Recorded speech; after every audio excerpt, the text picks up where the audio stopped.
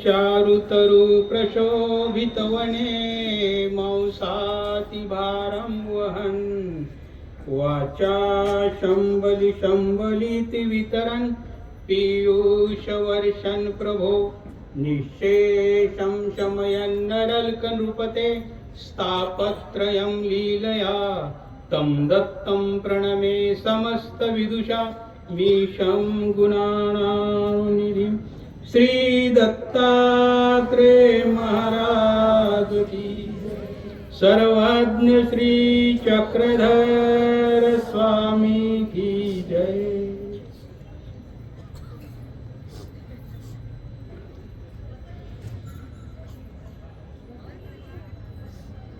कालच्या सत्रामध्ये सह्याद्री वर्णन या ग्रंथावरती विवेचन करत असताना आपण ग्रंथाचा मुख्य वर्ण विषय, ग्रंथाचा केंद्रबिंदू, ग्रंथाचं श्रद्धास्थान, परब्रह्म परमेश्वर चिरायू अवतार श्री दत्तात्रेय प्रभू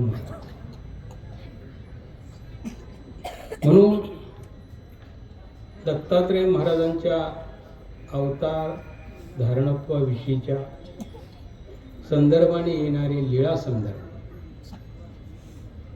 त्याबरोबरच महानुभावेतर ग्रंथ संप्रदायात, महानुभावेतर संप्रदायामधून येणाऱ्या ग्रंथातून म्हणा किंवा पौराणिक ग्रंथातून म्हणा जे काही संदर्भ येतात त्या अनुषंगाने आपण काल उहापोह केला आणि आजचं हे द्वितीय सत्र।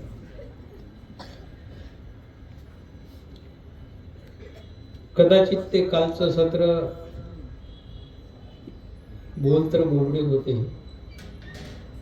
परंतु तो करुणाघन आहे। शेवटी त्यानं काय स्वीकारायचं आणि कसं स्वीकारायचं ही त्याच्या कृपा प्रवृत्तीचा तो अभिनवेश असतो आणि त्यातून ती गोष्ट स्वीकारल्या जाते। मला असं वाटतं ते कितपत योग्य असेल नसेल ते दत्तात्रेय महाराज जाणो, परंतु एक कृपादृष्टीची झलक थोडीशी मला आज अनुभवायला आली आणि ते म्हणजे माझे आदरणीय ज्येष्ठ गुरुबंधू आचार्य प्रवर श्री वैंदेशकर बाबा, त्यांनाच या व्यासपीठावरती पाठवले। असू शकते ईश्वर इच्छा, तरी पण असं जरी असेल ही माझी कदाचित मनाची विषय व्यवस्था असेल, तो एक नातं आहे ते गुरुबंधूचे। नाते गुरुबंधूचे विसरशील निर्धन देखुनिया, नाही विसरता येणार। मग तो सुदामा असो की परमात्मा योगेश्वर श्रीकृष्ण असो, हे गुरुकुळातलं नातं आहे। एका निर्झर जलावरती, त्या काठावरती सर्वांची तहान भागलेली आहे। त्या तहानेतलं, त्या तृष्णेतलं जेही काही मार्दव होतं ते ज्या गुरुकुळातून ज्यांनी ज्यांनी प्राशन केलं त्यातला एक बिंदू या सत्पुरुषाच्या वाटेला आलेला आहे आणि ते आदरणीय माझे ज्येष्ठ गुरुबंधू आज या ठिकाणी आले। तसं बाबा आपल्या इथे येणं उचित नाही, सर्वार्थानं आपण ज्येष्ठ आहात। तुमचं वय लक्षात घेता, तुमची ज्ञानपात्रता लक्षात घेता, तुमची अनुसरण सिद्धता लक्षात घेता, आभार लक्षात घेता, कदाचित मला तुलना कुठेच करता येणार नाही। मी आहे ती माझी जागा स्वीकारलीच पाहिजे आणि म्हणून प्रतिष्ठा कितीही मोठी असेल त्याला कुठे अर्थ नसतोच। अनंत ब्रह्मांडाचा नायक जर समजा सुदामाला कडकडून भेटत असेल आणि तिथे जर तो एवढा विनम्रतेने विनयशीलतेने सर्व ऐश्वर्य संपन्न असणारा, ज्याची एक पापणी जर इकडं ये रे वाईचे डोळ ये रे वाई करती, इतकं सामर्थ्य आहे आणि ते जर एवढे लवचिक होतात, आम्ही नक्कीच व्हायला। मी विनम्र होतो, बाबांची आज्ञा घेऊन पुढच्या प्रवासाला आपण आता प्रारंभ करीत आहोत. तसं तुम्ही काल अनुसया मातेची ओळख झाली, आपल्याला आठवणीत राहील, तिच्या नादाला लागायचं नाही. नक्कीच असूया रहित आहे. असूयाच नाही, द्वेष नावाची गोष्टच माहीत नाही, आणि द्वेषाशिवाय आम्ही जगतच नाही. किती अंतर आहे. कुठं बद्रिकाश्रम आणि कुठं आपली विठ्ठलवाडी आहे ना. हे अंतर, हे मूल्यमापन जोपर्यंत आम्ही करणार नाही तोपर्यंत आम्हाला ईश्वराच्या जवळ पोहोचण्यासाठी जाताच येणे शक्य आहे.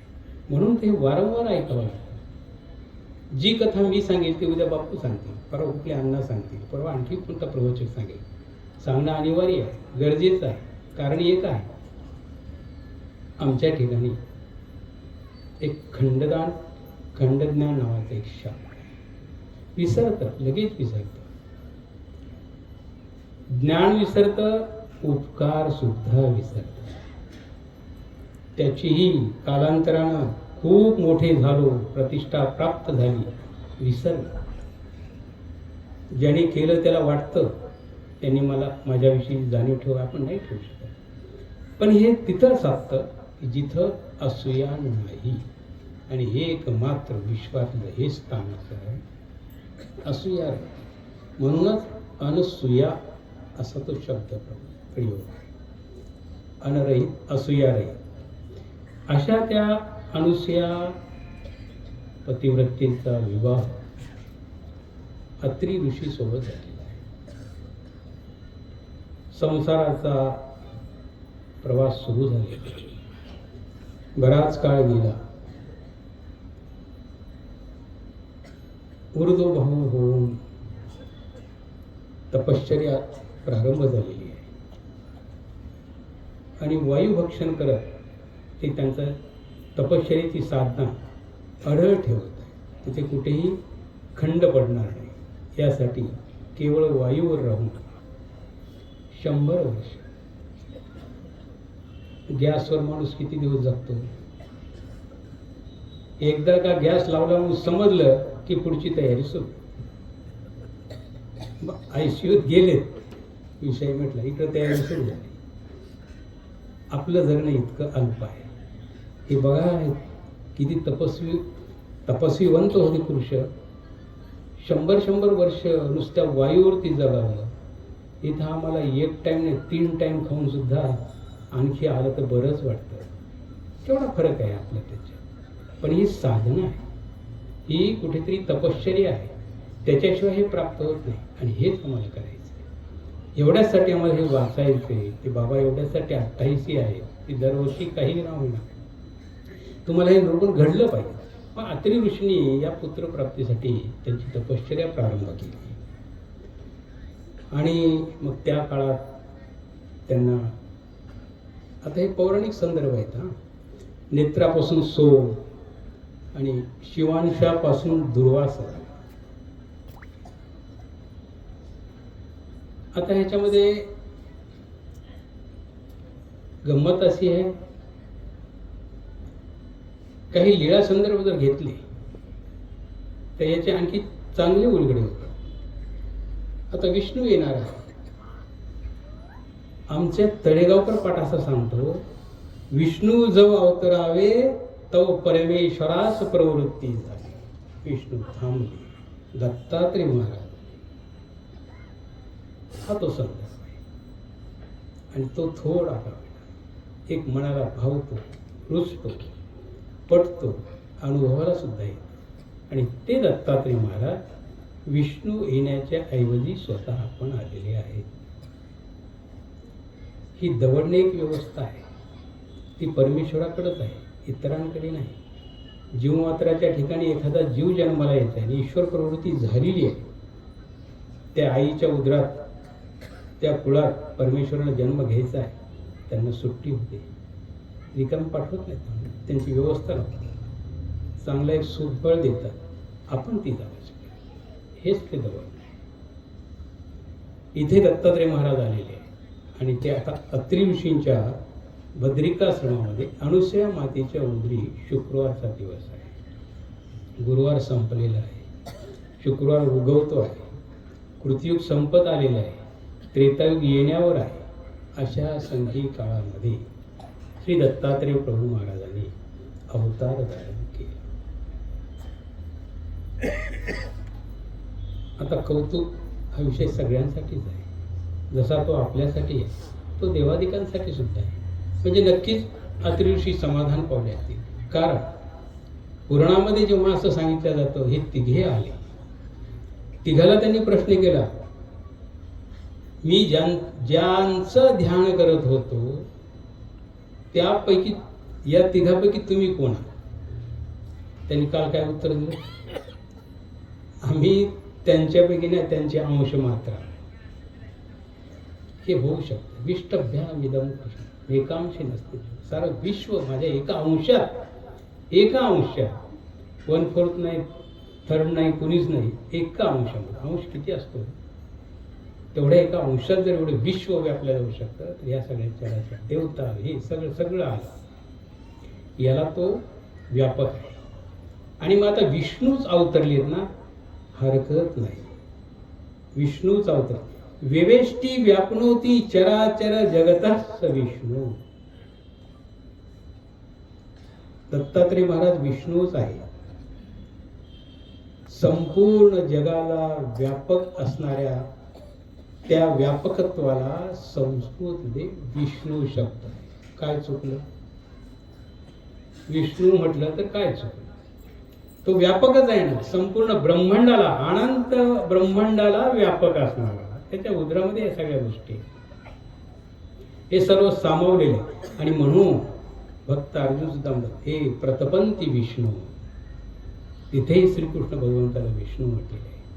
प्रश्न मी तुम्हाला कालच सांगतो की ज्यांना जी गोष्ट सांगायची ती दुसरा माणूस कसा समजून घेईल त्याच्यात जर अंतर पडलं तर गल्लत होते. आणि मग कालच्यासारखंच झालेलं आहे. या गीतेचा अर्थ करताना आमच्या बऱ्याचशा विद्वानांनी यथामती अर्थ केलेला आहे. पण तिथे बघा, तिथे सुद्धा प्रतपंती विष्णू हा शब्द आहे, श्रीकृष्ण भगवंतासाठी आहे. आणि म्हणूनच मग विष्णूचा अवतार श्रीकृष्ण भगवान अशी एक विचार परंपरा प्रवाहित झालेली आहे. परंतु अर्जुनाला एकाच अर्थानं म्हणत होतं की परमेश्वर हे सर्व व्यापक परमेश्वर, कारण त्याच्याशिवाय दुसरा व्यापक नाहीच ना कोणी. त्याची ती उपाधी आहे. अहो तुम्ही सरपंच झाला तर सरपंच म्हणतील, पंतप्रधान झाला तर पंतप्रधान म्हणतील, देशाचे अध्यक्ष झाले तर राष्ट्रपती म्हणतील. पद आहेत ती पद आहेत. मग ते दुसऱ्याला कोणाला लावता येईल बरोबर? लावून पाहावा. राष्ट्रपती सन्माननीय बाळासाहेब म्हणता येईल का आपल्याला? नाही म्हणता येईल. ते व्हावं लागतं, असावं लागतं. विष्णू हे स्वतः भगवंत श्रीकृष्ण महाराज सर्व व्यापक आहेत या अर्थाने म्हटले. मग आपण असं कल्पना का करू नये? तो जो विष्णू येणार होता त्याच्याऐवजी हा महाविष्णू, महाविष्णू ते उपनिषदकारांनी सुद्धा तिथे ते संबोधन दिलेले आहे. आणि ते दत्तात्रेय महाराज आज अनुसया मातेच्या उदरी त्या ठिकाणी त्यांनी अवतार धारण केलेला आहे. आनंदच आनंद. मग आता बाळ जन्माला आल्यानंतर जन्मापासूनचे ते शेवटपर्यंतचे जे संस्कार असतात, हिंदू संस्कृतीमधले षोडश संस्कार आहेत. मग त्यापैकी आता बारसं आलंच. त्या बारशाचा विधी होतोय. संपूर्ण ऋषीश्वर तिथं गुरुकुळ नांदे बद्रिकाश्रमामध्ये. अनंत ब्रह्मांडाचा नायक तिथं अवतरलेला आहे. साधी गोष्ट नव्हती. सर्वसाधारण मित्रपरिवाराच्या ठिकाणी आपण जातो, गर्दी करतो. इथं तर पूर्ण विश्वाचा पतीच आलेला आहे. आणि मग संपूर्ण विश्वातले जेवढे ऋषीश्वराचे सगळ्यांची तिथं मांदियाळी आली, अंगाच्या अंगाला. आणि आता ते बारसं साधलं. त्यावेळेला तिथंही नारद ऋषीचे येणं स्वाभाविक आहे. एवढी मोठी जर हालचाल होत असेल तर तिथे ते येणार नाहीत असं कधी संभव नाही आहे का? ते शांत जागेवर जाऊन अशांत करून येणारे ते आहेत. इथं ते एवढी मोठी हालचाल आहे, इथं येणारच ते होते. आणि त्यांच्यासोबत भृगु ऋषी होते. मग त्या बाळाचं नाव ठेवायचं त्याचं भविष्य पाहिलं, ते ज्योतिष्य पाहिलं, सगळं केलं आणि सांगितलं हा बाळ खूप मोठा ऐश्वर्य संपन्न असावी. मग याचं नाव काय असावं ऋषीवर? याचं नाव सैंग ठेवा. सैंग अत्यंत सर्वोच्च ठिकाणी असलेली गोष्ट, त्याला सैंग असा शब्द. उत्तम, अत्युच्च, त्या अगदी त्याच्या पलीकडे काहीच नाही, आपण कल्पनाही करायची नाही. ते शेवटच असतो, टॉप टू बॉटम, अगदी शेवट. आणि मग असं हे उत्तुंग असणारे व्यक्तिमत्व असल्यामुळं त्या परात्म परमेश्वराचं नाव त्यांचं सैंग ऋषी ठेवण्यात आलं. अत्री ऋषींचा हा जो येलौकिक त्यांचा संसार अत्यंत आनंदानं चालतो. आता उणीव कुठलीच नाही. 3 पुत्र आहेत. पाहिजे तर परात्पर परमेश्वर तो पण इथे आलेलाच आहे. म्हणजे अजून काय हवं? आणि एरवीच बद्रिकाश्रम निर्वैर सर्व होते. तुम्ही सगळे प्राणी मात्र एकत्रित राहील. वाघ शेळी एकाच ठिकाणी पाणी पित होते, भांडत नव्हते. आपण नळावर गेले की भांडतो, 2 जास्तीच्या आली की तिसरी भांडते. बघा आपण कुठे आहोत, ते कुठे आहे. वातावरणाची निर्विहितता आहे, वातावरणातली सात्विकता आहे, त्याचा तो परिणाम आहे. आणि त्या परिणाम स्वरूप अशा शांत सात्विक स्थळावरती सर्व ऋषी वळाले. सगळं काही आनंदानं अलवेल चालले.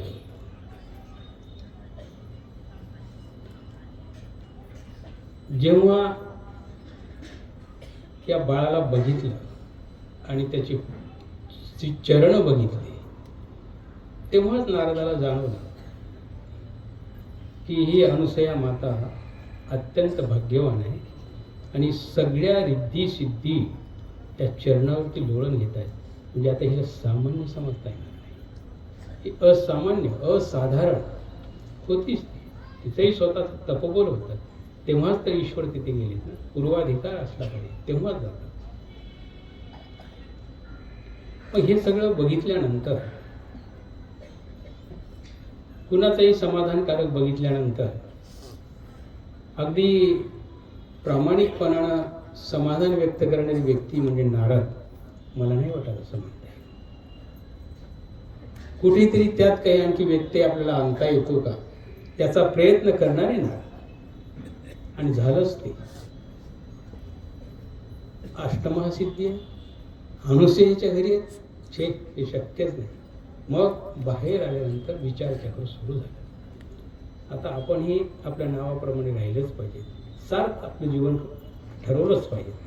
नारायण नारायण नारायण नारायण करत करत करत करत करत ह्याला सत्य रूपाला पोहोचले. या संपूर्ण ब्रह्मांडाचं पुराणकर्त्यांचं मत आहे, सृजन करणाऱ्या व्यवस्थेमध्ये ब्रह्मदेव अग्रगणी आहे. तिथूनच सुरुवात केली.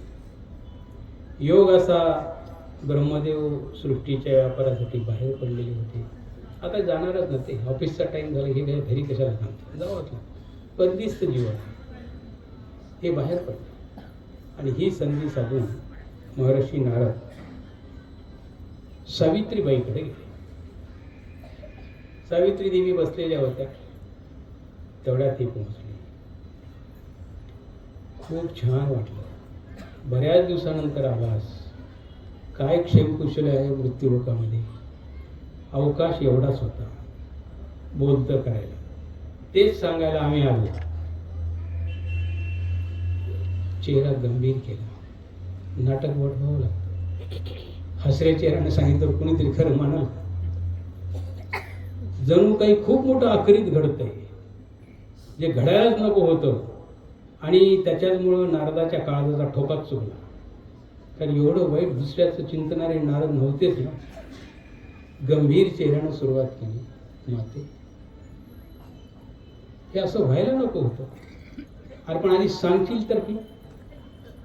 आता ते असं अर्धवट सांगितल्यानंतर यांचं अजून सुरू झालं मीटर वाढायला. अरे बस सांग ना काय. हो ना, सांगवल्याच जात नाही, सांगावंच वाटत नाही. पुन्हा ताण. आता ते रबर आहे, ताणत राहिल्यानंतर ताणतं ताणतं ताणतं. सावित्रीबाईचे ताण असला आणि शेवटी कुठेतरी हो नाही करता करता हे बघ, ही गोष्ट खूप चुकीची घडलेली आहे.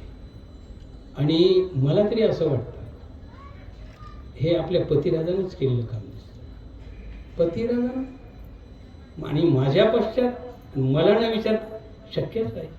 व्यवहारामध्ये प्रत्येक गोष्टी हे आपल्या अनुमतीशिवाय बाहेर पडत नाही. घरात आलेली वस्तू बाहेर जाणे नाही. ते फाटका टवेल जरी असला तरी चालतं, तर जमीन पुसायला तर होईल. फाटकी चप्पल असली विचारल्याशिवाय नाही. हे ब्रह्मदेव आहे आणि यांनी न विचारता कसं काय, अरे काय केलं, हां हेच तर खरं आहे. मग झालं असं, मी बद्रिकाश्रमाला गेलो. अनुसया मातांच्या उदरीत जे बाळ जन्माला आलं त्याच्या चरणावरती एवढ्या मोठ्या रिद्धी ब्रह्मदेवानं कसंही आखरीत दान दिलं. हां ठीक आहे, हे मी समजू शकतो, देवलोकात कुणाला दिलं असतं तर बरं झालं. मृत्यू लोकामध्ये एक सामान्य बाई अनुसया आणि तिच्या पदरात हे दान मला नाही भावलं. झालं मीटर पुन्हा घरात. एक तर दान तिच्या पदरात पडलं आणि ते आपल्या पतीने दिलं. पूर्णपणे पराकोटीला पोहोचलेला हे लक्षात घेतलं. आता हे मीटर घरी येणंच नाही म्हटलं, हळूच मला नारायण नारायण करत सटकले. काम झाले, एवढंच करायचं. मग लक्ष्मीकडे गेले विष्णूचे. तेही बाहेरच होते, कामावर गेलेले. तिथं हीच अवस्था. काय सांगू म्हणजे सगळ्यात असा आनंदी आनंदच आहे मृत्यू लोकामध्ये. आणि एकच गोष्ट बऱ्यापैकी वाईट आहे. म्हणजे काय झालं, अहो हे असं असं झालं. कदाचित हे विष्णुदेवानं तर केलं नसावं, कारण आहेत तर तसे ते उदार दानशील, होऊ शकतं असं झालं. तिथेही लक्ष्मीबाईचा चेहरा हे झाला. हे असं व्हायला नको होतं. असं का घडलं. त्यांना तपवलं, गरम केलं, त्यांचाही बीपी पाहून घेतला, वाढलाय व्यवस्थित. पुन्हा तिथून दिला. आता महादेवाच्या घरी गाठ आहे. आणि मग कैलास पर्वतावरती आले. पार्वतीबाईच त्या नावाप्रमाणे तशा. बऱ्याच दिवसानंतर आलास, आधीच गरम सुरुवात. हो माते, उशीर झाला तसा. आणि का यावं की न यावं याच विचारामध्ये मध्ये 6 महिने गेले. असं झालं तरी काय नाही, माझी सांगण्याची क्षमता नाही तुम्हाला. तुम्ही खूप मोठे आहात. कारण त्यांचं पुढचं रूप माहीत होतं. सांगू कसं म्हणून हो नाही करता नाही. पण आपली माणसं आपण सांगितलंच पाहिजे. हेही माझं अंतर्मन मला म्हणत होतं. आणि म्हणून नाही बाई, मी आता खूप मोठं छातीवरती दगड ठेवून तुमच्याकडे आलो सांगायला. बरं बरं सांग मग काय आहे. काही नाही, हे असं झालेलं आहे. हे जे बद्रिकाश्रमामध्ये अनुसूयेच्या घरी जे बाळ जन्माला आलं त्याच्या तिथं पाहिलं अष्टमासिद्धी नांदायला लागल्या. अहो कुणाच्या दारात पडत नाहीत ते. तिथं कसं काय केलं, साधारण बाई पाहणं शोभतं काही. आणि हे कोणी केलं सर, आपले महादेव बोळेच आहे, कोणाला काही देऊन टाकतात आणि पुन्हा अंगलट आले ओरडत बसतात. हे त्यांनीच केलं असं. आता तर पार्वतीबाईचा पाहायचा कामच नाही. तिकडं सावित्री पेटवली, मध्ये लक्ष्मी आणि पुन्हा आता पावी. विचार केला, नारद काही असा 100% खोटं बोलत नाही. असं त्यात काही नाही थोडंफार, पण काही अंश तथ्यांश त्यामध्ये आहे. तथ्यांश साधा नाही. अष्टमा सिद्धी जर तिथं असतील म्हणजे काही साधी गोष्ट आहे का ती. आज आमच्याकडे नाही तिच्याकडे कसं काय झालं की मग हेच. शेजारच्या घरी जर मोठा टीव्ही असेल तर आपल्याला काय त्रास होतो ते शेजाऱ्यांनाच माहीत बिचारी. तीच आपली अवस्था. आता तिथं अष्टमा सिद्धी आणि इथं काहीच नाही. अवघड झालं काम सगळे. आता कायच करावं. ते टीव्ही येईपर्यंत आम्ही शांत होत नाही. तिकडे बोलेलो तिकडे क्रिएट आलीच पाहिजे. हा सगळा स्पर्धात्मक भाग आहे. तो जो तुमच्या आहे तो तिथे पण आहे. त्या प्रवृत्ती आहेत, त्रिगुणात्मक सगळं आहे. फक्त हे निर्गुण सत्वातच या गोष्टी घडत नाही. आणि ते प्राप्त करणारी ही माणसं आहे, हे संत आहे, यांचं ते जीवन आहे. ज्या दिवशी आपण या पायरीवर चढू, या सन्मार्गाने जाऊ, हे कुठंच संपलं, हे सगळं संपलं आपल्यासाठी. मग हे फक्त आपल्यासाठी वाचनीय, श्रवणीय एवढाच भाग राहतो. पण आपण अजून ह्याचे वेगळे झालेलो नाही. तेव्हा स्वाभाविक हे तिथेही घडलं. मग तिने काय करावं, काय करावं? सावित्री म्हणली, लक्ष्मीच्या कानावर घालून पाहते. आल्या तिथे. आता काय असतं, काही गोष्टी करायच्या असल्या की माणूस थोडासा वेळ पाहून येतो. मग तिने विचारलं, आता हे विष्णू गेले असतील कामावर, आता जळलं बरं राहील माय, पुन्हा कशाला? पण ते आले की अजून पुन्हा अडचण. म्हणून मग ह्या निघाल्या, आल्या. लक्ष्मी, काय झालं? नाही झालं काहीच नाही, पण जे ऐकलं ते खूपच वाईट आहे. हो ना, मग तेच काय झालं? अहो आता काय सांगू म्हणे, ते नारद त्या दिवशी आले, त्यांना असं सांगितलं, अनुसूयेच्या घरी रिद्धी सिद्धी लोळायल्यात आणि आपल्या घरी माहिती एक बी नाही. हे कसं काय असं? पटत नाही म्हणून. हो ना, माझी तीच अवस्था आहे म्हणजे. मलाही कळल्यापासून काय करू, माझा ज्वरच कमी होईल आणि भाकरी अंगी लागलं. काय करू आता? ते नवरा आहे जगवायचं म्हणून त्याच्यासाठी स्वयंपाक चाललाय. मला मात्र माय काही खाऊ वाटणं. तुझी शपथ घेऊन सांग. झालं, पडल्या दोघी गळ्या. जाऊ दे म्हणजे आता आपण पार्वतीकडे जाऊ, आपल्यामध्ये फार मोठी येते, तिलाच विचारून पाहू. आल्या पार्वतीकडे. ते आधीच लाल होऊन त्यांचा तवा तपलेला गरम होईल, थंड होईच ना, त्या तिथं जाऊन पडल्या. स्वागत काही केलं नाही. बसा, बस. अरे बा, गाडी गरम आहे म्हणजे तर कसं सांग? तू कर सुरुवात, तू कर सुरुवात. नाही तूच सांग माय, तूच माझ्याकडे घेऊन आलीस गरम. सावित्रीला कसं तरी सांगायला सुरुवात केली. सावित्रीने सांगितलं, नक्की नक्की म्हणजे हेच मी वाट पाहत होते, तुमच्याकडे यायचाच विचार करत होते. पण हे खपून द्यायचं नाही बरं का आपण. हां, इतकं तुम्ही काय शब्द वापरता, सिरियस घ्या. हे एवढं सिरियस घ्यावं लागतं म्हणजे बरं का. इतकं साधं घेऊ नका, इतक्या हलक्यात जाऊ नका. पवित्रीचं सांग, पतिव्रतेचं, त्या पार्वतीचं. हो ना माय, काय करावं, गंभीर तर गोष्टच आहे, सिरियस कोण घेते? आपल्या ह्याला ठेच बसलेली ही आपल्या स्वाभिमानाला. आणि काय आपल्या देवाच्या महाराणी असून कामाच्या? आपल्याकडे ती गोष्ट खरी मृत्यू लोक का बाईकडे शोभत नाही त्या गोष्टी. मनाला तर पटतच नाही. म्हणजे हो ना, माझ्या विनंती तुझ्या नाही, काय करावं? उपाय करा. आता येतील घरी, येतील ना म्हणे, येणारच आहे, जातील कुठं? शेवटी घरी यावंच लागतं. हे जरी फिरून आले तर रात्री आपलेच असतात तिथं जाऊ. एक आले ना, कोणीच स्वागत करायचं नाही. मग जितकं फुगून बसता येईल तितकं फुगून बसायचं. स्पर्धा तयारी सुरू केली, कसं फुगायचं ते. पार्वती तशी, सावित्री तशी, लक्ष्मी तशी, सगळ्यांनी आपली केस मोकळी सोडली. आरामशी पुरुष शृंगार करून वाट बघत बसणाऱ्या. ते काहीच नाही, कुठलं सौंदर्य प्रसाधन नाही ना, लिपस्टिक ना, कुठला गन ना, कुठलं काहीच नाही. आता काय? मग ब्रह्मदेव आले. ब्रह्मदेव बघितलं म्हणजे हा काहीतरी घरात वेगळा प्रकार घडलेला दिसतो. एक तर म्हणजे यांची तब्येत ठीक नसेल, काहीतरी झालेलं आहे. म्हणून अगदी सहानुभूतीनं जेवढी दाखवतात नाही तेवढी जास्त दाखवली आणि जवळ गेली. ते जवळ जाऊन विचारायला की ज्या खेकसल्या, काही वाटतं का म्हणजे तुमच्या जीवाला? आपण सांगली आधी काय झालं ते. मी तर कुठंच काही चुकलो नाही, दिवसभरात काम करून व्यवस्थित आलेलो आहे. कशासाठी? अहो काय कशासाठी? काही समजतं का तुम्हाला? मृत्यू लोकात काही जाता का नाही तुम्ही? तिकडे वेळ मिळतो का तुम्हाला? आणि खरं सांगा बरं, मला नाही विचारता तुम्ही कुणाला काय काय देता? याला पंचायत पडली म्हणजे बाई, जगाचा व्यापार माझ्याकडे, जग मला सांभाळायचे, तू एकटीच कुठं आहेस? आता सगळ्या गोष्टी काय तुलाच विचारून देऊ? तसं नाही हो. पण काहीतरी तुम्ही कुठेतरी जास्तीचं दिलंय म्हणजे. नाही, असं काही घडलं नाही. हा ब्रह्मदेव आहे, जागा चुकत नाही. तुझा गैरसमज झालेला आहे. तुला कोणतरी पेटवून दिलेले दिसते. हा, पेटवून दिले. मी एवढी नादान हो, खरी तू शहाणी आहेस. पेटायला त्यांनी सांगायला, मी ऐकायला आणि भांडायला एवढी कमी आहे का? खरं सांगा मला, तुम्ही काय दिले? अरे पण सांगशील नाही. हां, तेच सांगण्यासाठी.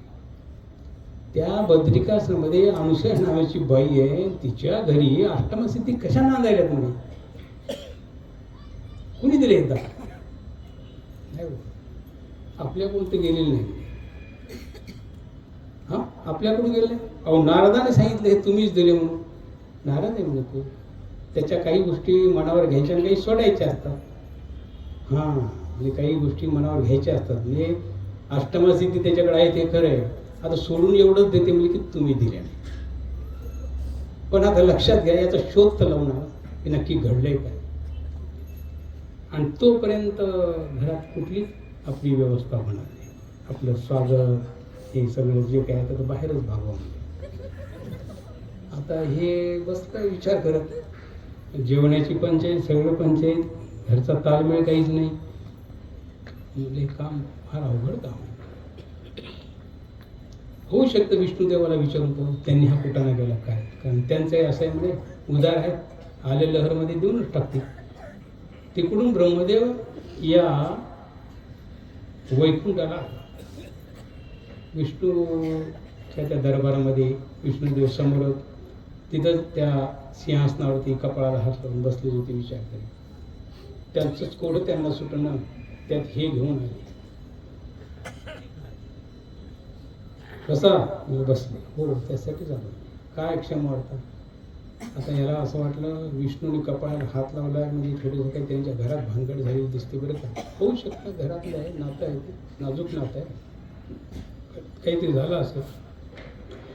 मग विष्णू याला ब्रह्मदेवाने विचार केला, थोडंसं गाडी आधी थोडीशी मोकळी करून हळू म्हणून इकडच्या तिकडच्या गप्पा सुरू केल्या. ते झाल्या हळूच चालल्या. म्हणजे एक विचार होता, अहो म्हणजे ते अनुसूया आपली बद्रिकाश्रमात आणि तिच्या त्या बाळाच्या चरणामध्ये अष्टमसिद्धी कशाला हे दान द्यायचं काम तुम्ही केलं? ते काय म्हणतोस म्हणे, मी काय एवढा रिकामा आहे का म्हणे, आणि मी काय तुला सांगितल्याशिवाय कधी करतो का म्हणे काम? मी नाही केलं बाबा, ते मला माहिती नाही. काय कमाल आहे तुमची. आता मी दिले नाही आणि तुम्ही म्हणता तुम्ही दिले नाही, मग हे कोण करणार? आणि तर समजत नाही का म्हणजे महादेव धोळा आहे. थोडंसं गोड बोललं की ते काही ते तेवढे पकडून त्यांनी काम केलं असेल, माझं काम नाही. चल, दोघंही गेले महादेव. आता हे बाहेरच बसले होते. तशी महादेव तापड स्वभावाचे, त्यांच्या त्या रागापुढं आणि क्रोधापुढं कोणाची भल्या भल्याची हिंमत होत नाही. आणि त्यातल्या त्यात आता हे घरातलं घरगुती भांडण, आता हे वाद मिटवायचा कसा, ते त्या विचारात होते. आणि तेवढ्यात हे दोघं पोहोचले. थोडासा तो व्यत्यय आला त्यांच्या मनाला. विचार चालू होता काय उपाय करा, तेवढ्यात हे दिसली तुम्हाला हीच वेळ सापडली का. सुरुवात तर कशी झाली होती. मग बसून तर घेण्यात जाऊन बसले. मग मी तुम्हाला हे विचारतो, महादेवानं सुरुवात केली. नसते कुटाणे तुम्ही करून ठेवता म्हणे, दान द्यायचे कामं तुमच्याकडे, अरे संपवायचं काम माझ्याकडे म्हणे. मी कशाला करणार आहे हे दान द्यायचं काम तुम्ही केलेले म्हणून. कोणते सांगा कोण आहे त्याचा हा शहाणा? नसताना माझ्या घरात भांडण लावून ठेवलं. पार्वती 8 दिवसापासून ठिकाणं नाही, माझ्या जेवायची सोय काय तुम्हाला माहिती तरी आहे की म्हणा. काय चालले म्हणे घेऊन कुठं, आता काय करावं? अरे बाबा झालं काय, हे असं झालं. मग ठीक आहे, मग आता ह्यांनाच विचारू काय याच्यावरती उपाय करायचा. हळूच महादेव पार्वतीकडे गेले. आपा जे झालं ते झालं, आता याच्यातून काय करता येईल ते सांग, आम्हाला काही माहिती नाही. आमच्यापेक्षा कोणी श्रेष्ठ आहे हे आमच्या कानावरती यायला नको. ती महान पतिव्रता आहे, ती सती आहे, तिच्या घरी अष्टमसिद्धी आहे, आणि आम्ही देवलोकातले असून काय कामाचं नाही. तुमच्या घरी भांडेच घासायला नसते. हे जमणार नाही म्हणे. असं हे जमणार नाही. मग ज्या ज्या प्रकारानं उपाय करता येईल तो तो उपाय करायचा, आणि अनुसेचं सत्वहरण झालंच पाहिजे. आता स्त्री हट्ट आहे, तो कुणालाच होतो. याच लक्ष्मीच्या हट्टापायी शेष्याला सुद्धा नतमस्तक व्हावं लागलं. परिणाम स्वरूप योगेश्वर भगवान श्रीकृष्णाला तिथे जावं लागलं. ही सृष्टी व्यवस्था आहे. स्त्री हट्ट आहे, बाल हट्ट आहे, जोगी हट्ट आहे. या हट्टापुढे माणूस थांबतो कुठेतरी. देवही चुकले नाहीत. हैराण झाले. मग आता काय करावं, चला म्हणजे मग एकांतात तिघं बसले. कारण की काहीतरी आता युक्ती शोधाकडे. आता हे तर खरं आहे, कमीत कमी प्रयोग तर करून येऊच, कारण त्याच्याशिवाय आता आपल्या घरी तर काय आपलं ठिकाणा नाहीच नाही, सगळं वातावरण विस्कळीत आहे. तिघही आपले त्यांची आज्ञा घेऊन निघाले. फिरत फिरत फिरत बद्रिकाश्रमात आले. आल्यानंतर ब्राह्मणाचा वेश धारण केला आणि साधारण मध्यान्नाची वेळ होती. अत्री ऋषी संध्यावंदनासाठी गंगेवरती गेलेले होते. तिथे हेही पोहोचले. यांनी यांचं संध्या स्नान केलं. अत्री ऋषी अत्यंत उदार सात्विक स्वभावाचे. त्यांनी सांगितलं घरी जा, तिथे थोडी विश्रांती घ्या. नाही आम्हाला भोजन करायचं. हा होईल, ती पण व्यवस्था होईल, काही हरकत नाही, अवश्य करा. आपलाच आश्रम आहे, आपल्यासाठीच सेवित आहोत आम्ही. मी माझं संध्याकरण आटोपर्यंत मी पण येतो. हे तिघे ब्राह्मण निघाले आणि मग जेवढ्या पांढऱ्या शुभ्र गारगोट्या व्यस्त येईल तेवढे वेचून घेतले. प्रत्येकानं आपापल्या झोळीत टाकले. आले माई भिक्षा आमचं बघितलं. 3 ब्राह्मण दिसतात, अतिथी आहेत. सत्वर समोर उभी राहिली. मुनिवर्य स्वागत आपलं, या. म्हणजे आम्ही भुकेलेले आहोत. हो समजते, मध्यान्नाची वेळ आहे, ही जेवण वेळच आहे. मग काही नाही, आम्हाला आमच्या जेवणाची भोजनाची व्यवस्था झाली तर फार बरं होईल की. तुमच्यासाठी सेवेत तत्परही आमचं आहे, काही हरकत नाही, आपली आज्ञा. आपण बसा, तो विश्रांती घ्या, स्वयंपाक होतो. तसं नाही, आम्हाला परक्याचं अन्न मुळीच चालत नाही. मग आम्ही जो पदार्थ देऊ ना तेच शिजवून आम्हाला देणे, ते आम्ही खाऊ, हरकत नाही. बाई असूया रहित होती. जिथे असूया नाही तिथं कपट नाही, तिथं छळ नाही, तिथं संशय सुद्धा नसतो. संशय ही वाऱ्याला फिरकत नाही. निर्मळ मनानं त्या काय असेल तुमचा पदार्थ द्या म्हणून पातेलं समोर नेलं. त्यांनी ते वतलं, खडखड खडखड खडखड वाजलं. तिचं काही लक्ष तिकडे गेलं नाही, असेल काहीतरी म्हणून आणलं. आणि जेव्हा निसायला बसली तेव्हा लक्षात आलं, अरे हे तर गारवट आहे. आता याचा भात कसा शक्य आहे? जगात कुठेच अशी सुगरण नाही. बघा तुम्हाला, अहो तुम्ही स्वयंपाक करता करता चुकून तुमचा एखादा खडा जर राहिला ना तर तो आम्हाला दातात त्रास देतो. आणि त्या दिवशी असं लक्षात येतं, हे भानावर होत्या का नव्हत्या, निसता काय निसलं मग दाढीत खडा कसा काय आला. सातळ खाता खाता खडा खावा लागतो. नाहीतर तुम्हाला न विचारता पडलेला केस ते आमच्या समोर येतो. कुठंतरी असं काहीतरी घडतं पहा कधीतरी. आता ही विचार करायला लागली, हे कसं शक्य आहे मला? हे सत्वभंग होण्याची वेळ आहे. गारेचा भात, त्या गारगोटीचा भात माझ्याकडून शक्य नाही. आणि हे होत नाही म्हणलं, अतिथी विनमुख चालला, माझं सत्वभंग आहे. करावं काय? अशा विवंचनेत असताना परात्पर परमात्मा जर तिथे विद्यमान आहे, तिथे ही संकट कशाला येते? त्यांच्यासाठी संकट हे नाहीच आहे काही. आणि तेवढ्यात तिनं तो धावा केल्यानंतर बाळसेन ऋषी साधारण रांगत्या वयाचे होते, बाहेर अंगणात खेळत होते. रांगत आले. आई कुठेतरी विवंचनेत आहे असं दिसलं आणि येऊन आईचं मुख न्यावलं. आई चिंतित वाटली, मांडीवरून बसली. सहज तिनं कुरवळत आपली व्यथा त्यांच्यापर्यंत पोहोचवली. न घडणारं काम मला आज करावं लागतंय, हे माझ्याकडून असंभव आहे. आता हे कसं होईल शक्य? दत्तात्रय महाराज परमेश्वर आहेत. कर्तुम अकर्तुम अन्यथा कर्तुम समर्थ सहा परमेश्वर. कर्तुम जे करता येतं जीवांना, देवतेला, तेही करतात. अकर्तुम जे जीवाकडून होत नाही, जे देवतेकडून होत नाही, तेही करून दाखवतात. आणि याही पेक्षा पुढं जाऊन अन्यथा कर्तुम. भाष्यकाराने त्याची व्याख्या खूप सुंदर केली. जीवाते ईश्वर करते, जीवाचा ईश्वर करते. हे आपल्या पदापर्यंत जीवाला घेऊन जातात. हे कर्तृत्व ईश्वराशिवाय कुणीच करत नाही. आणि म्हणून तो समर्थ परमेश्वर आहे. त्याला गारेचा भात काय? जो जीवाला आपल्या प्राप्तीला घेऊन जाऊ शकतो. एवढे आपण पराक्रमी आहोत, तरी पण आपले सगळे पराक्रम बाजूला ठेवून त्याच्यावरती पडदा टाकून त्याला पूर्वळ घेऊन जाऊन त्या प्राप्तीला नेणारा केवढा वात्सल्य सिंधू आहे. तो भक्ताला कसा अडचणीत आहे. आणि अनुसूयेसाठी ती फार मोठी उपलब्धी होती.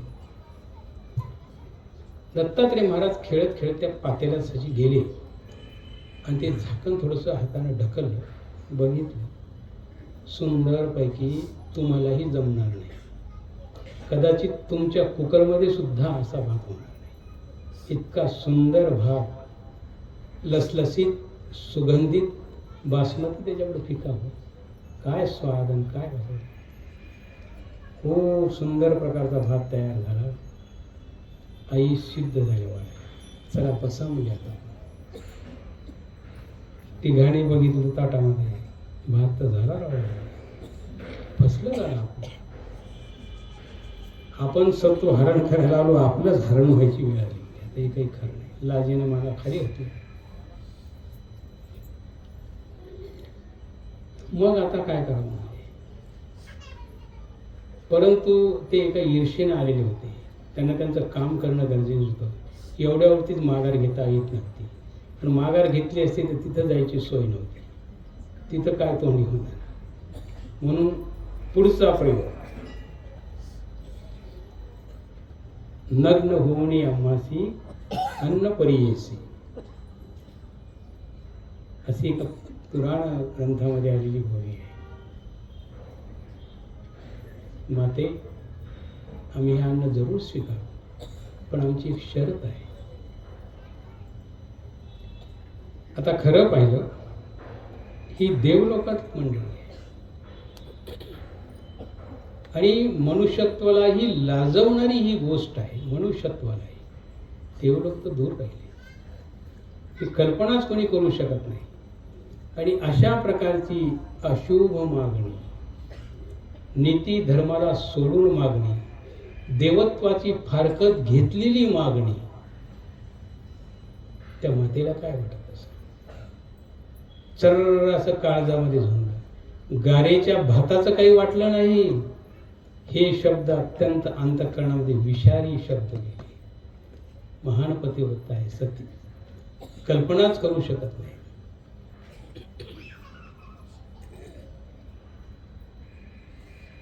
त्या पतिव्रताच्या ज्या व्याख्या केल्यात भाष्यकारांनी खूप वेगवेगळ्या पद्धतीने, नसुद्ध परपुरुषासोबत हसून जरी बोललं तरी आमचं व्यभिचारत्व आहे असं त्यांचं. बाई तियेसी व्यभिचारू बाई, तिथे ही व्याख्या करताना स्पष्टता आलेली आहे. तिथेला तो हा हसणं सुद्धा ही तर खूप कल्पनातीत गोष्ट आहे, पराकोटीची गोष्ट आहे, अशक्य गोष्ट आहे, असंभव गोष्ट आहे. हे होणारच नाही. आता नाही म्हणू तर अतिथी वापस चालले, विनमुख जातात, सत्वभंग आहे. हो म्हणू तर पतिव्रतेला तडा जातात. हे तर माझ्या आयुष्यात आहे. मग देवा सैंगा आज मृत्यू या क्षणी आला तर मी त्यालाच कवटाळेल. तो माझ्यासाठी आनंददायी आहे.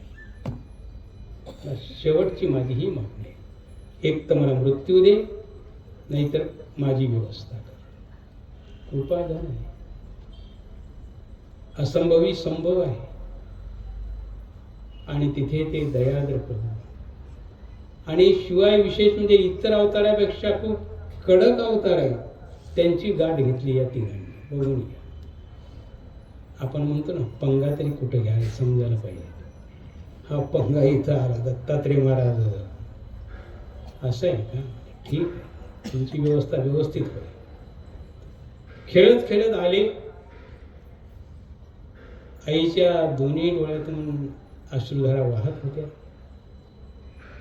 करुणाघन त्या आसपास हर्षी द्रवला.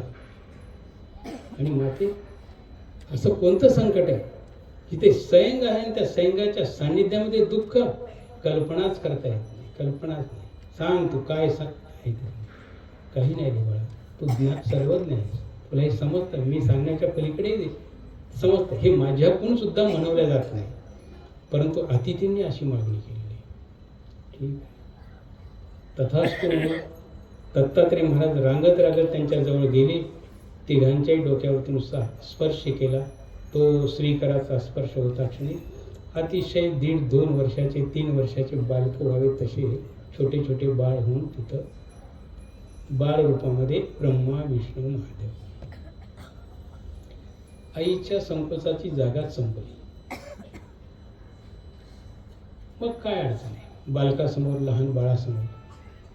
काहीतरी आपण त्याला स्नान घालतो आणि त्याच व्यवहारानं, त्याच नात्यानं अनुसया मातेनं त्या तिघाही बाळांना त्यांच्या इच्छेनुसार भोजन घालायला सुरुवात केली आणि अत्यंत वात्सल्यानं तिन्ही बाळांना घास भरवली, तृप्तपर्यंत जेवली, त्यांचं तोंड पुसलं टावेलनी व्यवस्थित आणि तिघही नेऊन दत्तात्रय महाराज ज्या पाळण्यात असतात त्या पाळण्यामध्ये नेऊन त्यांना ठेवलं. तेवढ्यात अत्रि ऋषींची संध्या आटोपली. ते अंतर्ज्ञानानं अत्रि ऋषींनी हे जाणलेलं होतं की नेमकं घरी काय घडले, पण बोलायचं नाही. आल्यानंतर विचारलं, अनुसया ते अतिथी येणार ते जेवायला आलेत का, त्यांचं भोजन वगैरे झालं का? हो झालं म्हणे त्यांचं भोजन. कुठे आहेत ते काय त्या पाळण्यामध्ये? पाळण्यात? ते तर नदीवर, ती ब्राह्मण होते, पाळण्यात कसं काय? तिच्याकडून उकल करून घ्यायचा होता. त्याचं असं झालं, सगळी कथा झाली. त्या दिवशी अत्रि ऋषीला आणखी एक समाधान आलं की परात्पर परमेश्वर माझ्यासाठी कसा उभा आहे. देव तेव्हाच उभा राहतो देवासाठी आपण काही करू तर. देवाकडे आपण पाहतो, you look to me, I look to you, हे त्यांचं तत्व. तुम्ही माझ्याकडे पहा, मी तुमच्याकडे पाहतो. आपण त्यांच्याकडे पाहतच नाही, त्यांनाच आपल्याकडे पाहायला होता. कशाला पाहिजे? काय रिकाम? आपल्या भारताची संख्या 1 कोटी किती आहे? 100 कोटी, 140 कोटी आहे. ते एवढ्या लोकांकडे पाहायचं म्हणजे साधी गोष्ट आहे. बाकी जग राहू द्या बाजूला, आपलेच विचार करू आपण. रिकाम नाही. तुम्ही जेव्हा श्रद्धेनं जर त्या परमेश्वराकडे लक्ष देऊन पाहत असाल तर परमेश्वर तुमच्यासाठी आहे. यांनी बघितलं, यांचा तो अधिकार होता आणि म्हणून दत्तात्रय महाराजांनी त्या तिघांना एक बालरूप दिलं. तर बालरूप दिलं, पण यांना परतीचा प्रवास माहिती नाही. हे लहान म्हणून तिथंच बसले खेळत, यांना जायचं सुधारणं कुठं जावं ते. इकडं बराच वेळ झाला ना, आता गेले काम करून यायचं. बरे काही आता आम्ही तर आमच्या व्यवहारामध्ये म्हणतो सुखरूप जा बरं का, आणि गेल्याबरोबर कळवा बरं का पोहोचले की नाही. मेसेज गेला, हो इथपर्यंत आहे. मग आता कधी कधी आम्ही प्रवास करतो ना, ट्रकवर एक वाक्य लिहिलेलं असते बाबा, घर कब आओगे. वाचलं का तुम्ही? सगळ्याला चिंता, पण ह्या काही त्याच्यापेक्षा वेगळे आहेत का? यांचे घर कब आओगे सुरू झालं. काय करावं म्हणजे आता हे जवळजवळ 3 महिने झालं. एवढं काही मोठं कठीण काम नव्हतं. कसं काय कुठं गुंतली असती? चलबिचल होत असतानाच नारद, कारण नारदांचा पार्ट अजून संपलेला नव्हता, त्यांना अजून बरंच काही करायचं होतं. परत पुन्हा तिन्ही लोकांमध्ये फिरत येत आले. सावित्रीच्या घरी गेले. नारदा, तुझे तात अजून आले नाही. ही कुठली कामाची पद्धत आहे अशी? गेले तिकडच बसले. बरं कमीत काही वार्ता संवाद काही व्हायला पाहिजे ना. बरं ते आपल्यापेक्षा त्यांचं इंटरनेट जबरदस्त आहे, सामर्थ्य आहे तिथं सांगायला करायला काही गरज नाही. त्यांच्या इंटरनेटवर आपलं चाललंय. हे पूर्वीच होतं. संजय कोण होता? त्याचाच पार्ट आहे जे तुम्ही आता पाहता लाईव्ह. संजय पहिलेच पाहत होता द्वापारी युगामध्ये, लाईव्ह पाहत होता आणि सांगत होता. म्हणजे हे तिथूनच सुरुवात झालेली. आपल्यापेक्षा ते इंटरनेट खूप जवळ आणि त्याची रेंज कधीच जात नाही, हे एक त्याचं विशेष आहे. आपली तर अर्ध्या तासात इकडे तिकडे गेली जाते, ह्या गल्लीतून त्या गल्लीत गेली, त्यांची जातच नाही. म्हणजे काहीच कळवलं नाही त्यांनी, कसं काय आता हे कसं होईल बरं आपलं.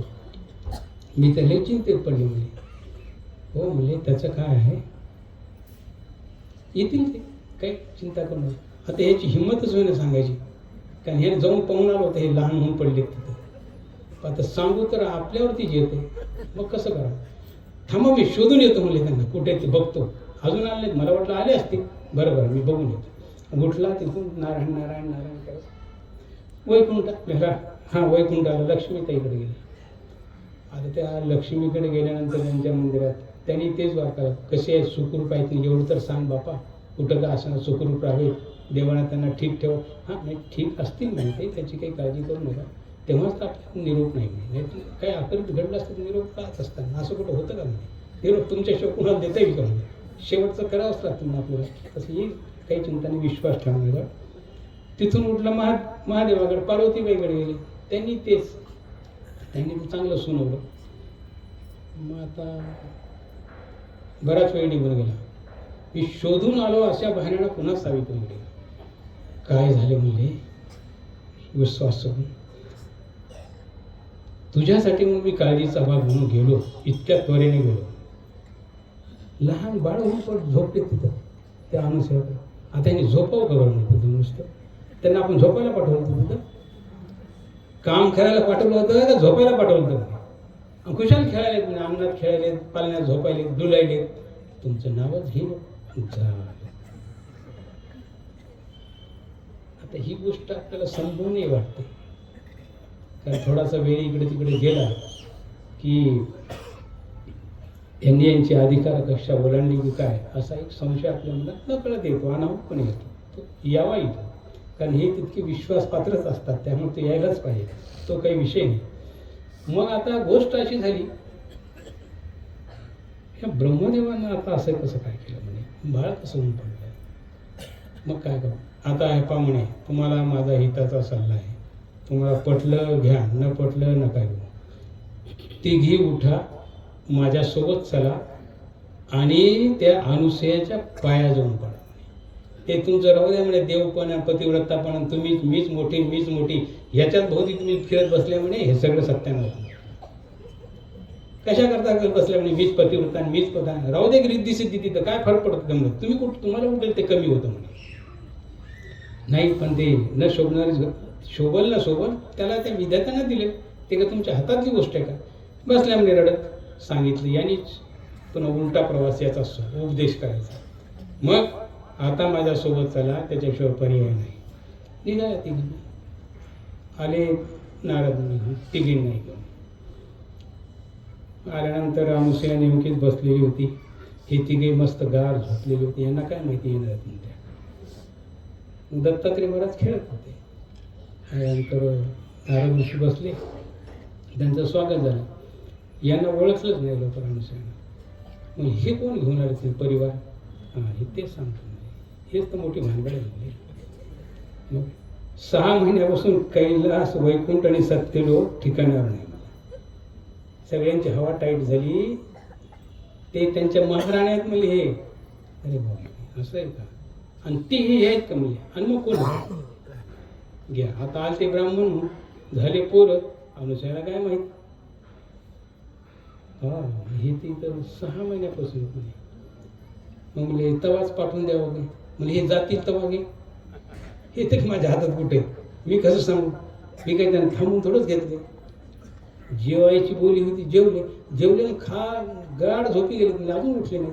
मी काय करू मी त्याला, हे माझ्या हातात घेऊन जातो. मग आता अत्री ऋषी आलते तेवढ्यात. अत्री ऋषीलाही विचारलं काय करावं. घेऊन जा ना तुम्ही, काय हरकत नाही, तुमचे ते आहेत ना ब्रह्मा विष्णू महादेव. हो ते आमचेच आहेत म्हणजे, काय करतो. मग आता आज्ञा दिली, पाण्याजवळ गेल्या तिघी. आता ही विधात्याची किमी आहे. आम्ही माणसं एकमेकाला ओळखू येतो, कारण निसर्गसूत्र असं आहे आणि तो विश्वाचा रंगारी बी असा आहे. त्याच्या त्या कलर बॉक्समध्ये किती प्रकारचे कलर पडले हे तुम्ही आम्ही कुणीच अंदाज बांधू शकत नाही. सगळे आपण एकमेकाच्या जवळ बसलो, एकाचाही कलर दुसऱ्याला जुळत नाही, किती वैशिष्ट्य आहे. एकाचाही नाक दुसऱ्याला जुळत नाही, किती वैशिष्ट्य आहे. एकाचाही तोंडाचं ओठ दुसऱ्याला जुळत नाही, किती वैशिष्ट्य आहे. उंचीत 1 इंच 2 इंच 1 पळ 2 पळ आहेच, जाडीत कमी जास्त, वयाचा तर विषयच नाही. कसा रंग येतो. इथंच विधात्याने एक वेगळी किमया केली. तिन्ही सारखीच पार्सल, एकाच फॅक्टरीतलं माल पूर्णपणे सुंदरपैकी बाळ, तिन्ही सारखेच. गेल्या ती गिवी जवळ, बघितलं नाही हळून, घेऊन जमले तुमचे आहे तुमचे घेऊन, आम्हाला काहींचं काम नाही आमच्याशी. आणि आहे तसे आले तरी लहान होऊनच पडली तिथं, बिनकामी त्यांना कामही सांगतात. उलट खाऊ आम्हाला घालावं लागलं मांडीवरपासून, तर ठीक आहे आम्हाला सेवा घडायची होती, आता घेऊन जातो. मग आता सर्वांनी विचार केला, म्हणजे सावित्रीबाई तुम्ही मोठे आहात सगळे, तुम्ही तुमचा आधी उचला, सावित्रीबाई जवळ गेल्या. तिथं आयडेंटिफिकेशन काही सांगतात, आधार कार्ड नाही, हातावर तीळ नाही, कुठं मस नाही, कुठं टेबल आलेलं नाही, कान लांब म्हणावं तर कानासारखेच, नाक सांगतं नाक सारखंच, उंची सारखीच, गोरे पान सगळे सारखे, तिळाचा पत्ताच नाही. आता यांच्या कुठं पहिले ध्यानात तीळ असेल ते पाहायला गेलं, तीळ सापडलं. आता काय करावं, आता या ब्रह्मदेवाला हात लावून हा जर महादेव निघाला तर काय. एक तर ती चिरकट, नाही तर पार्वती भांडक. बरं त्यांचं काही होऊ द्या, पण त्याला मी माझा नवरा हात लावतो, माझं पतिव्रत तापन भंग होणार आहे ना, मी नाही घेत पाहिजे. तुमचं तुम्हीच बघा, दोघे सगळ्यात शेवटी उरेल ते माझं, तुमचं तुम्हीच बघा. आता काय करू. लक्ष्मी प्रस्ताव गेला, ताई तुम्ही ते बघा. ती नाही निवडून पाहिलं, तिच्याही आकलन शक्तीच्या बाहेरचा व्यवहार दिसला. अशक्य म्हणले आपल्याला, मला तर शक्य होत नाही म्हणले या जन्मात. आणि कसं झालं, मी काही माझ्या पतिराजाला इतकं बारकाईने न्याहाळलंच नव्हते म्हणे कधी. त्याच्यामुळे म्हणजे लक्षातच येईन आता हे नेमकी हे आहेत किती आहेत किती आहेत हे आहेत.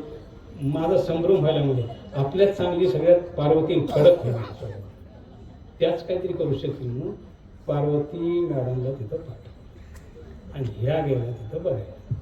आता बघायला गेल्यानंतर पार्वतीला प्रश्न पडला, आमचे महादेव एवढे घाग आहेत, आता मी जर का ब्रह्माला हात लावला तर हे मला ठिकाणावर ठेवतील का. नकोच. तिघींनी नकार दिला. म्हणजे पा आता आम्ही हतबल झालो, म्हणजे होते आमचेच पतिराज, नाही असं नाही, पण तू यांची कुठलंच ओळख चिन्ह शिल्लक राहिलेलं नाही. आम्ही खूप संभ्रमात आहोत. आणि माते अनुसया पूर्णपणे अत्यंत निष्ठेने आम्ही तुला शरण आलो. तुझं सत्वहरण करण्याकरता तुझ्या ठिकाणचं वैभव हे आम्हाला न सहन झाल्यामुळं. म्हणजे बघा, हा लक्षात घेण्यासारखा, ध्यानात ठेवण्यासारखा विषय. कुणाचीच असूया करू नका, मिळू द्या. त्यांची 2 मजली इमारत झाली, तुम्ही झोपडीत सुखी आहात. या झोपडीत माझ्या वाऱ्याकडे ताऱ्याकडे पहावी, असं जे संत तुकडोजी म्हणतात आणि त्याला समाधान म्हणतात. आपण आपल्या झोपडीत सुखी आहोत. शेजारची माडी किती उंच गेली, त्रास करून घेऊ नका, ज्वर करून घेऊ नका आणि डॉक्टरकडे जाण्याची पाळी होऊ देऊ नका. हा यातला खरा आशय आहे. तिथे दोघींनी तिघींनी कानाला खडा लागला. म्हणजे चुकलं रे बाई आमचं, तुझ्या नादालाच लागायला नको होतं. लागलो, आम्हाला अंदाज नाही आला, आम्ही आमच्याच याच्यामध्ये होतो अहंकारात. मग आता कर ना म्हणे, त्यांना जसं आहे तसं ते आमच्या आम्हाला ओळखून. ते म्हणे अनुसया कसा उलटा व्यवहार सांगतो म्हणे, पती तुमचे आणि मी ओळखून द्यायचं, कमालच आहे. काही मी सोयरी केल्या होते, लग्नाला होते, त्यांच्या बारशाला होते, कुठं होते म्हणे मी, कसं ओळखू. तुमच्या घरात तुमचे पती तुम्हाला ओळखू येणार आणि मी कशी ओळखणार, हे काम मला जमत नाही बाई. ते तुमचं तुम्ही बघा, ओळखा न ओळखा, घेऊ वाटलं घेऊन जा, नाही तर राहू द्या असतो इथंच. हैराण हैराण हैराण झाले. आता काय करू. नारदाकडे पाहिलं. नारद अशा वेळेला नारद आपले बरोबर व्यवस्थित हातचा राखून होता. तुमचा व्यवहार तुम्हीच पहा. बायांच्या भानगडीत आपण पडायचं नसतं. तुमचं तुम्हीच पहा. मी या नादाला लागलो. मी कुठं अजून अंगावर घेऊ. आता लावून देणारे हेच होते. यांनी सुरुवात केली नाही. हे अशक्य आहे म्हणजे मला हे नाही शक्य. ते बघा तुम्हाला कसं निपटत आहे. परत अनुसया कसंही कर बरं. तूच आता आमच्यावरती एवढं माऊलपण कर आणि आमचे पती आम्हाला देण्याची गोष्ट. हे झालं शक्य तर माझ्या सैंगाकडून होऊ शकतं. आणि मग सैंग ऋषीला हाक मारली. तोडू धावत आले. सैंगा, हे जे बालक तू केलेत ना, हे ज्याचे त्याला देऊन टाके. त्याच क्षणी दत्तात्रय महाराज तिथे गेले. ब्रह्म्याचं टंग पकडलं. सांगितलं हे तुमचं. विष्णू लक्ष्मीकडे, महादेव पार्वतीकडे. लगेच त्यांचं मूळ रूप त्यांना प्राप्त झालं. सत्व कुणाचं हरण झालं? ज्यांचं हरण करण्यासाठी आल्या होत्या त्यांचं हरण न होता ज्यांनी करायला लावलं त्यांचंच हरण झालं. आणि मग तिथून पुढे हे तिन्ही देव आपापल्या ठिकाणी निघून गेले. दत्तात्रय प्रभूंना त्यांनी त्यांचं दान दिलं म्हणून इथं दत्त शब्द आलेला आहे. तर दत्त शब्दाचा अर्थ करताना दत्तात्रय, दत्त हा दानावाचक दातृत्ववाचक शब्द आहे.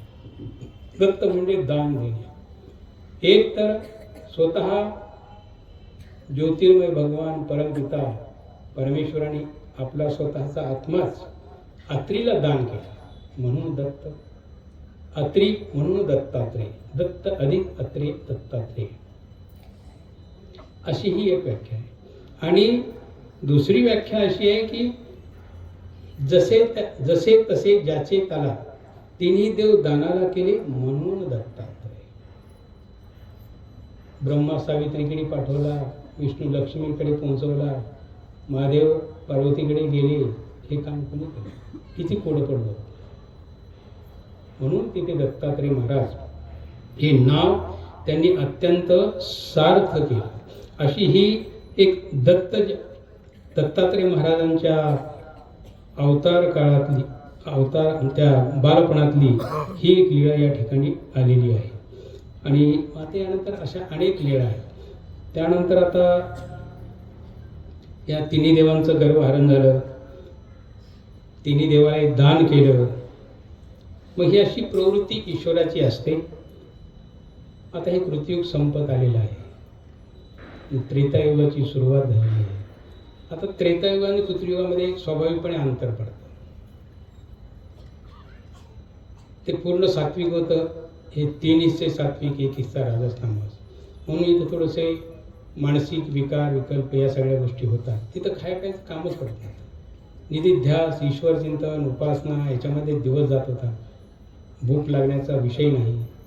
खाऊ घातलं नाही घातलं. इथं तसं नव्हतं. इथं थोडा फरक पडला. स्वाभाविकपणे काही गोष्टी इथं मनुष्यत्वामध्ये ज्या आहेत त्या येतात आणि मग त्यातून काही अनिष्टजन्य क्रिया घडतात. या न घडाव्यात म्हणून दत्तात्रय महाराज त्रेतायुगाला येतात. आणि दत्तात्रय महाराज त्रेतायुगाला आल्यानंतर सह्याद्री पर्वतावरती आलेले आहेत. तिथे क्रीडा करतात. परमेश्वराची ही प्रवृत्ती आहे. अवतार उदंड होती आणि सवेची लया जाती, तैसी नोहे श्री दत्तमूर्ती नाश कल्पांती नव्हे. श्रीधर कवीने आपल्या रामविजयमध्ये म्हटलेलं आहे. अशी ती मूळ प्रवृत्ती आहे. दत्तात्रय महाराजांचे अनेक विशेष आहेत. त्यामध्ये हा एक विशेष आहे, चिरायुत्व राहणे, 4 युगामध्ये राहणे. आता इतर अवतारांची ही व्यवस्था नाही. त्यांचं निजी कार्य आटोपल्यानंतर, आपलं कार्य आटोपल्यानंतर ते अव्यक्त स्वरूपाला जात नाही, परंतु तिथे पुरांतर करतात. हे जे देह आहे स्वीकारलेलं हे सोडून दुसरं कुठं पुन्हा स्वीकारून पुढच्या उद्धरण कार्याचा त्यांचा प्रवास चालू होतो. दत्तात्रय महाराजांची प्रवृत्तीच अशी होती की असं वाटतं. ते वांदेशकर पाठात एक अनुमान आलेलं आहे की 4 युग आहेत. या 4 युगाची एक चौकडी, त्याला थोडक्यात महायुग म्हणतो. तर असे 100 चौकड्या झाल्या की त्याचा एक कल्प होतो, 1000 चौकड्या झाल्या की त्याचा महाकल्प होतो, आणि 10,000 चौकड्या झाल्या की मग सृष्टीची मर्यादा सांगितली जाते. तर हे कितपत खरं आहे, ह्याच्याविषयीचे सिद्धांत याला किती बाधक ठरतील हा तात्विक विषय आहे. परंतु असे त्यांनी अनुमान दिलेले आहे, म्हणजे सृष्टीच्या अंतापर्यंत दत्तात्रय महाराज पुरांतर करणार नाही. सातत्यानं भ्रमण आहे, सतत आटन आहे. बद्रिकाश्रमाला जाऊन पुराण श्रवण आहे, तिथल्या ऋषीवर्यांच्या विनंतीवरून. कारण दत्तात्रय महाराजांचं अधिक काळ वास्तव्य सह्याद्रीलाच राहायला लागलं, म्हणून त्यांनाही तिथं सुनं वाटायला लागलं. तर मूळ ते तिथले बद्रिकाश्रमातले, जन्मभूमी त्यांची तिथं, मग जीवोद्धारक आजारती ते इकडं आलेले आहेत. आता तिथे सुनं वाटतंय म्हणून त्यांच्या विनंतीला मान दिला आहे. काशीराजाच्या विनंतीला मान देऊन त्या वाराणसीला जाऊन मनकर्णा घाटावरती स्नान करणं आहे. इकडे आत्मऋषीच्या विनंतीला मान देऊन, पांचाळ राजाच्या विनंतीला मान देऊन पंचाळीसला येऊन भोजन आहे. आणि पुढे देवल ऋषीला त्यांच्या विनंतीला मान देऊन माहूरला निद्रा आहे. बाकी पुराणकर्त्याने बऱ्याच वेगवेगळ्या गोष्टी अजून आणलेल्या आहेत. कुठे काय अजून वेगवेगळे संदर्भ दिले त्यांनी, तांबूळ घ्यायला वामकुक्ष असे आहेत आले संदर्भ. मग आता हे सतत परिभ्रमणामध्ये आहे. परंतु दत्तात्रय महाराज पूर्ण ब्रह्मांड व्यवस्थेवरती लक्ष ठेवून आहे. ज्यांनी कोणी आराधना केली, ज्यांनी कोणी तपश्चर्या केली, ज्यांनी कोणी साधना केली, निष्ठेने केली, तर तिथे ते दत्त म्हणून उभे राहतात. म्हणजे अगदी अनपेक्षितपणे, आकस्मितपणे येऊन उभं राहणं, अशा अर्थाने आपण दत्त हा शब्द वापरतो. काय दत्त म्हणून तुम्ही उभं राहिले हो, तर तो सुद्धा तिथे दत्त होतं, अनपेक्षितपणे उभे राहतात. झालं असं की एकदा सर्व ऋषींनी एक फार मोठा यज्ञ करायचं ठरवलं आणि सर्व ऋषीवर्यांना आमंत्रण दिलं. सगळे ऋषी तर त्या सह्याद्री पर्वत किंवा जिथं कुठे त्यांचं ठरलं असेल तिथे यायला लागले. सगळे मोठमोठे मान्यवर ऋषी आले, सप्तऋषी आले, महर्षी आले, सगळे आले. आणि मग ते यज्ञाचं प्रमुखत्व कुणाला द्यावं, सगळ्यांनी सांगितलं भगीरथ ऋषी बरी राहतील. तसे ते सगळ्यांपेक्षा लहान होते, पण त्यांचं एक कार्य खूप मोठं होतं. काय होतं? गंगा आणली होती इथं मृत्यू लोकावरती. ती गंगा आणल्यामुळे त्यांचं एक फार मोठं कार्य असल्यामुळं स्वाभाविकपणे त्यांना मान द्यावा असं ठरवलं. आणि इथंच देवल ऋषीचं खटकलं. देवल ऋषी स्वतःला खूप मोठे होतेच, ते विद्वान, परंतु स्वतःला खूप मोठं समजणारे. आणि त्यांचा यत्किंचितही आत्माभिमान दुखवल्या गेला तर ते क्षणाचाही विलंब करत नव्हते, लगेच त्यांचा क्रोधाग्नी भडकायचा. आणि मग असंच हे देवल ऋषी तिथं व्यथित झालेले आहेत. मग यांना सर्वांनीच वाईट टाकलं, कारण आता कुणाशी जमणं ना. एक वेळ झालं, 2 वेळ झालं, त्यांच्याशी तसं, ह्यांच्याशी तसं, ह्यांच्याशी तसं, जाऊ दे मा हे दुसऱ्या स्वभावाचं, नादाला न लागलेलं बरं, असं म्हणून सगळ्यांनी टाळायचा प्रयत्न केला. आणि मग ते एकटे होते. तर हे देवल ऋषी कोण आहेत? तर हे अष्टवसूमध्ये एक प्रत्युष नावाचा वसू आहे. ते 8 वसू आहेत: आप, ध्रुव, सोम, धरा, अनिल, अनल, प्रत्युष आणि प्रभास.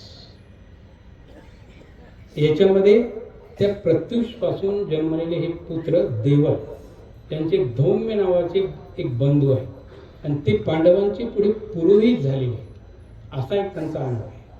आणि दुसरे एक असित पुत्र म्हणून देवल आहे. असितो देवलो व्यास स्वयं चैव ब्रवीषिमे, असं गीतेमध्ये 10व्या अध्यायात हा 13वा श्लोक आहे. तिथे एक देवल आलेले. मग या देवल ऋषीला हा अपमान काही सहन झाला नाही आणि त्यांनाही असं वाटलं ही माणसं आपल्याला समजून घेणारे नाहीत, आपणही यांच्या नादाला लागायला. म्हणून त्यांनी त्यांचं स्वतंत्र अस्तित्व टिकवण्यासाठी सेहांचळ पर्वतावरती आले आणि तिथे त्यांनी साधना सुरू केली. मग हे खूप सामर्थ्यशाली असल्यामुळं वेळ नाही झाला.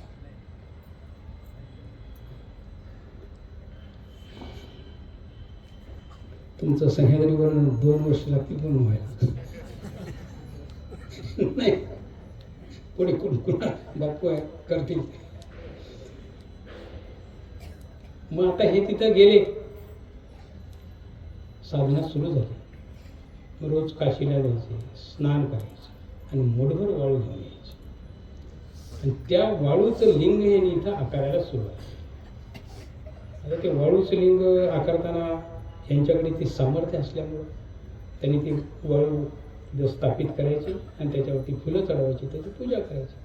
ते फुलं टाकल्याबरोबर ते लिंग दररोज 3.5 हात वाढायचं. आता ही अनेक वर्षाची तपस्या आहे. रोजचं लिंग 3.5 हात, 3.5 हात, 3.5 हात, 3.5 हात, 3.5 हात, कुठेतरी मर्यादा असावी. आता लागले की टेकायला आकाशाला. आणि जेव्हा आता ते आकाशाला टेकायला लागले असं वाटलं तेव्हा इंद्राला जाग आली. ही काही खरी गोष्ट नाही. आता येऊन आपल्या आसनाला येऊन भिडतं म्हणजे आणि मग आपली बसायची जागा द्यायची. आता काय याचा वेळीच प्रबंध झाला. गेले तक्रार घेऊन बाकीच्या लोकांनी ब्रह्मदेवाकडे. म्हणजे ब्रह्म खूप मोठी अडचण आली. अहो माझं काय नाही, माझं तर होईलच होईल, कारण नंबर पहिला माझाच लागणार आहे. खालून सुरू झालेली सुरुवात, पण तुमचंही ठिकाणावर राहणार नाही. म्हणजे असं हे लिंग वाढायला नाही, त्याला आकाशाला टेकलं जर आता आपल्यापर्यंत येत आहे. जसं पुराचं पाणी आल्यानंतर आपल्याला सारवा करावं लागतं, तशी सारवा करणं सुरू झालं. म्हणजे आता नेमकं काय करायचं बघा, काहीतरी प्रयत्न करा, तुमच्याकडून काय होत असेल ते बघा. म्हणून मग ब्रह्मदेवाकडे हे कोडं टाकलं. मग ब्रह्मदेव महादेवाला, विष्णूला, सर्वांना बोलून घेतलं. म्हणजे ही गोष्ट आपल्याकडून तर शक्य होणार नाही. ते ऋषीगण, यक्ष, किन्नर सगळे चिंतित पडले होते. बरं, दुसरी गोष्ट, त्यांच्या त्या तत्वसाधनेच्या मुळे तो निर्माण झालेला जो क्रोधाग्नी होता तो इतका भयंकर तप्तायमान होता की 12 कोसपर्यंत त्या माहूरच्या हद्दीत जाण्याची पाखराची हिंमत होत नव्हती. माणसं कुठून जाते, पाखरू सुद्धा वरून जात नव्हतं. आणि तेवढा तो एक अलर्ट झोन झाल्यासारखा. आजही आमच्या राज्यकर्त्यामध्ये ती व्यवस्था आहे. प्रधानमंत्र्याचं विमान तेवढ्या एरियातून तिथं दुसरी कोणी जात नाही. जिथं पंतप्रधान असतात विमान उडत नाही, ते अलर्ट असतात. तसं हे अलर्ट होऊन बसलं, पाखरू बी जायला तयार नाही, कुणीच जायला तयार नाही. आता नेमकं काय करायचं, कठीण गोष्ट. फक्त तिथं जाणारा एकच व्यक्ती तो म्हणजे देवऋषी, बाकी कुणीच जात नाही. मग आता हे कोडं पडलं. सगळेजण म्हणजे आता आपण ब्रह्मदेवाने सांगितलं याला एकच उपाय आहे, दत्तात्रय महाराजांच्या श्रीचरणाला आपण लागणे. म्हणून सगळे बद्रिकाश्रमात आले. आल्यानंतर त्यांचं येण्याचं प्रयोजन, आता ते सर्वज्ञ आहेत, अंतर्यामी आहेत, त्यांनी जाणून घेतलं. यांनी यांची व्यथा मांडली. म्हणजे महाराज आमच्यावरती आपण कृपा करा, आम्ही खूप मोठ्या धर्मसंकटामध्ये सापडलेलो आहोत. एक ऋषी आहे परंतु तो आम्हाला एवढा भारी ठरला. अहो तिकडं ते 12 कोस माहूरकडे जाताच येणार नाही आम्हाला. पण ते जायचं सोडून द्या, काही आमचं बिघडलं नाही, आम्ही आमचं इकडेच भागून घेऊ. परंतु ते लिंग आकाशाला टेकायला म्हणे. असं करता करता ते आमच्या आसनापर्यंत पोहोचणार. आसन उचकून जाईल, बसायचं कुठं. हां, हे खरंच. मग काही करा, ही व्यवस्था झाली पाहिजे. त्याचा गर्व हरण झाला. दत्तात्रय महाराजांनी सांगितलं काही हरकत नाही, होईल ते यथावकाश तेही होईल. आणि मग दत्तात्रय महाराज इथे येतात माहूरला, सह्याद्री पर्वतावर. तिथे क्रीडा करतात. नित्याप्रमाणे हे देवल ऋषी स्नानविधी आटोपण्यासाठी काशीला गेले.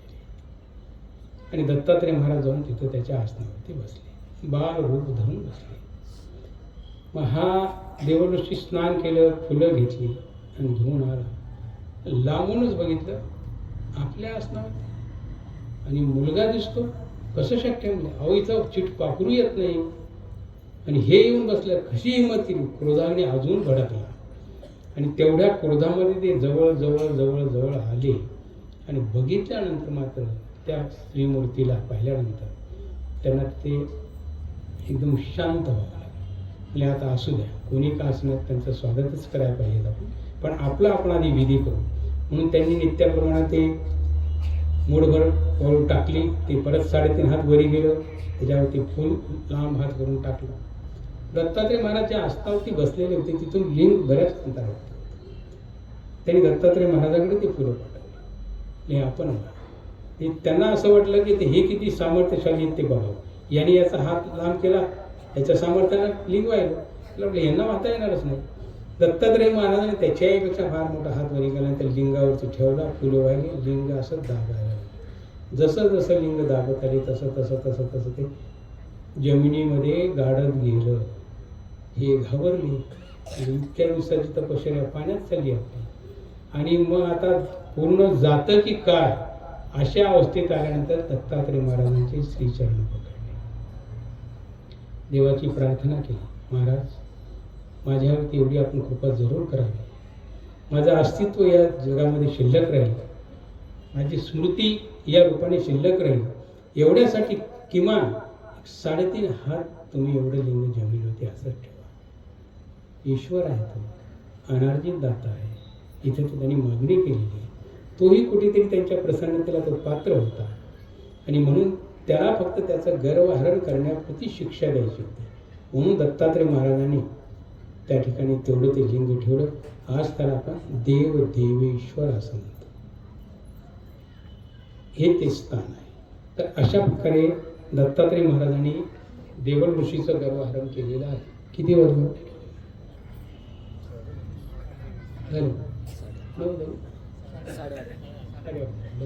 पुढची व्यवस्था आहे. तर अशा अनेक लीळा आहेत. आता उद्या सह्याद्री वर्णनाच्या प्रसंगाने येणाऱ्या काही सांगितल्या जातील, आणि प्रत्यक्ष उद्या सह्याद्री वर्णनाला प्रारंभ होईल. दत्तात्रय महाराजांच्या ज्या विशेषता आहेत त्यामध्ये आपण त्यांच्या त्या विशेषतेला जसे एकविध प्रतीत आहे. आता परमेश्वर अवतार जेव्हा अवतार धारण करतात तेव्हा अव्यक्त स्वरूपावरूनच तिथून येत असताना विशिष्ट मनोधर्म धारण करून येतात. नाव काय असावं, आपलं निजी कार्य कोणतं असेल, तर याच्यामध्ये त्यांनी त्यांची एक जनसामान्यामध्ये वावरत असताना आपल्याविषयीच्या लोकधारणा कशा राहतील, त्या आपण कशा स्वीकारायच्या, म्हणून एक प्रवृत्ती धारण करून येतात. जसं की श्रीकृष्ण महाराज असतील, सर्वज्ञ श्री चक्रधर महाराज असतील, यांनी त्रिविध प्रवृत्तीचा स्वीकार केला.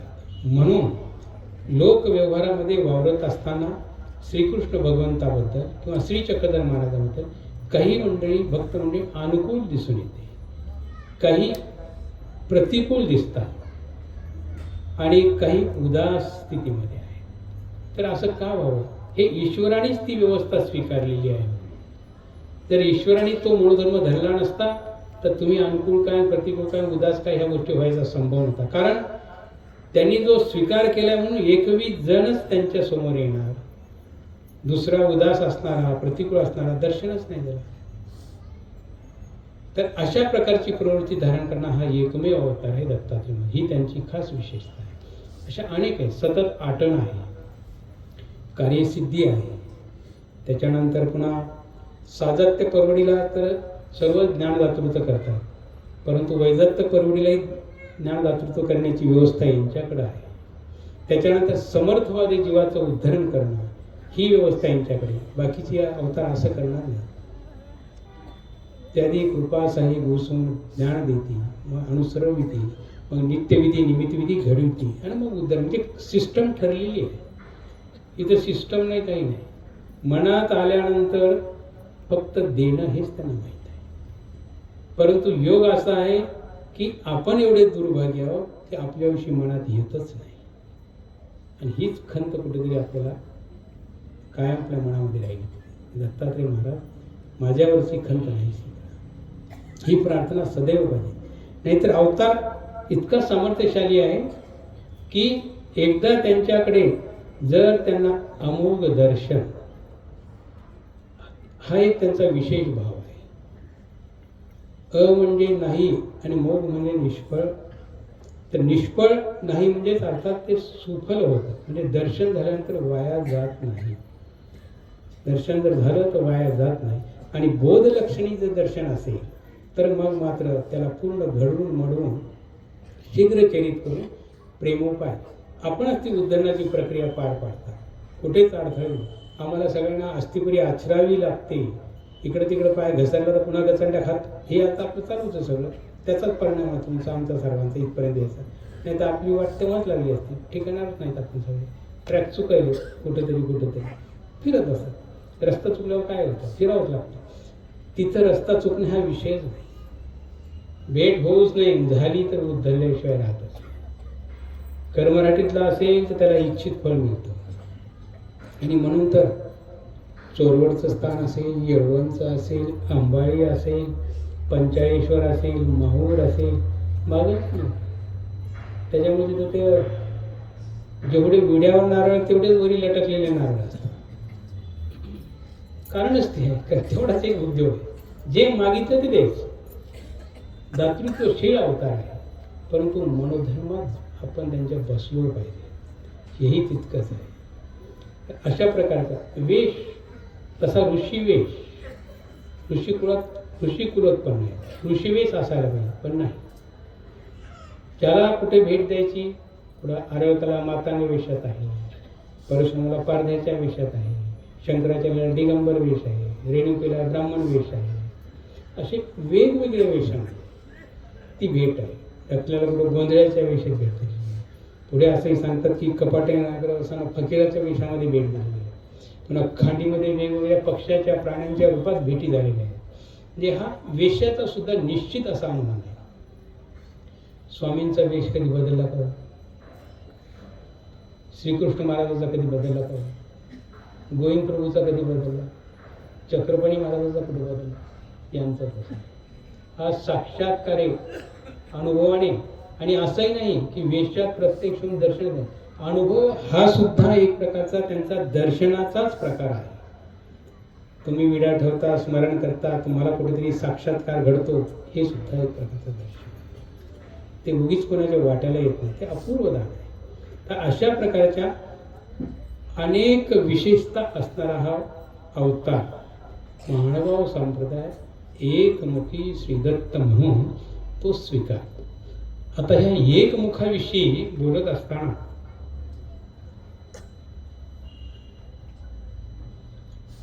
तसं जर बघितलं, वेदकाळ असेल, पुराण असेल, कुठल्याही पुराणामध्ये त्रिमुखी दत्त आहे असं लिहिण्यात आलेलं नाही. शांडिल्योपनिषद असेल, त्याच्यामध्ये चतुर्बाहू उल्लेख आलेला आहे. जाबाल दर्शनबुध आहे, त्याच्यामध्ये चतुर्भुज उल्लेख आलेले आहे. चतुर्भुज हा एकमुखी असणाऱ्या व्यक्तिमत्वाशी असणारा तो धागा आहे. श्रीकृष्ण महाराज चतुर्भुज होते की नाही? त्यांनी चतुर्भुज म्हणून दाखवली की नाही म्हणतं? तेव्हा मुख किती होते? एकच होतं. म्हणजे याचाच अर्थ असा की पुराणकर्त्यांनी सुद्धा हे मान्य केलेलं आहे, दत्तात्रेय महाराज हे एकमुखीच अवतार आहे. आणि अगदी अलीकडच्या काळामध्ये काही शतकांपूर्वी हा त्रिमुखी दत्तात्रेयांचा विषयीचा एक प्रसार संप्रदायामध्ये प्रसूत झाला, तो लोकारूढ झाला, तो श्रद्धेला त्यांच्या पूर्णपणे भावला. आणि तिथून पुढे ते अस्तित्व लोकांनी स्वीकारलं.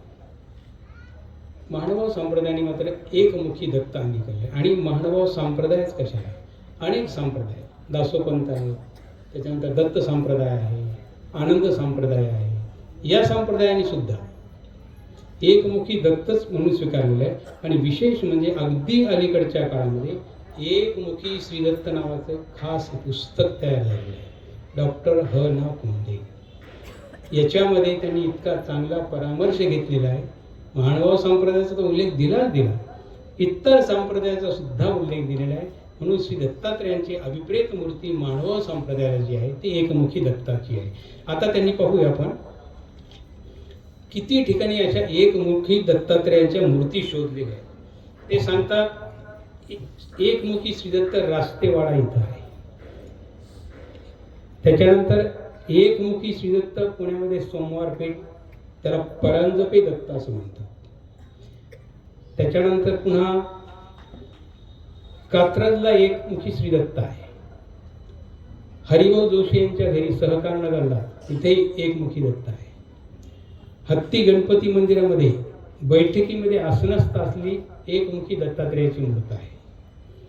त्यानंतर खुर्जेकर निवास यांच्या घरामध्ये नरसिंह सरस्वती अगस्ती आणि लोपामुद्रा यांच्या मूर्तीसोबत एकमुखी दत्तात्रेयाची मूर्ती आहे. ढेरे घराण्यामध्ये एकमुखी दत्त आहे.